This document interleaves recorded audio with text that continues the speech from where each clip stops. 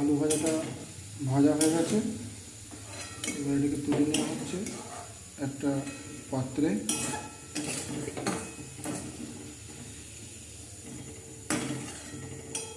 ছোটো ছোটো করে পিস করা হয়েছে আলু ভাজাগুলোকে। এরপর পনিরটা দেওয়া হবে, দিয়ে সেগুলোকে হালকা নেড়ে চেড়ে নিতে হবে একটু। পনিরগুলো দেওয়া হচ্ছে কড়াতে।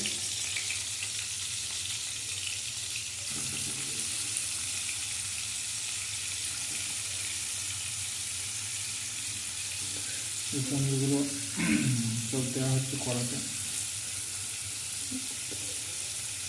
অ্যাকচুয়ালি কিছুটা কড়া শুনে হচ্ছে এইরকম,